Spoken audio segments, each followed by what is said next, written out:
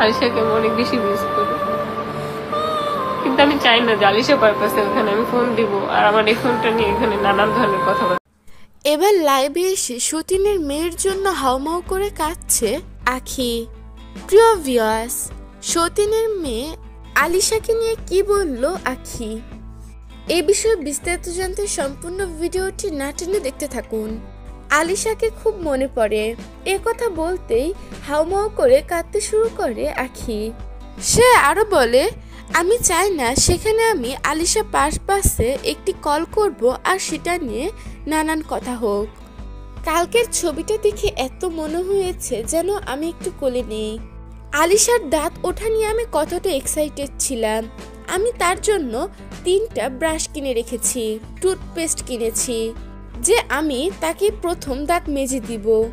আলিশার জন্য আরো সুন্দর সুন্দর হেয়ার ব্যান্ড কিনে রেখেছি যে তার চুল বড় হলে আমি তাকে ঝুঁটি বেঁধে দিব।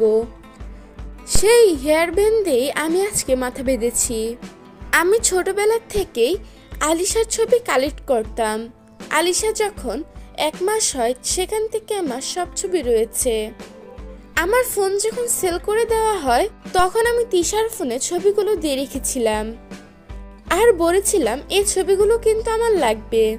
সে কাঁদতে কাঁদতে আরো বলে, তারা যদি এই লাইফটা দেখে থাকে তাহলে আলিশা এবং আয়েশের যে ছোটবেলার একসাথে ছবি রয়েছে সেই ছবিগুলো যেন রিয়াকে সেন্ড করে রাখা হয়, কারণ ওই ছবিগুলো আমার কাছে অনেক অনেক মেমোরি। কেঁদে কেটে আলিশাকে নিয়ে আরো অনেক কথা বলে আখি।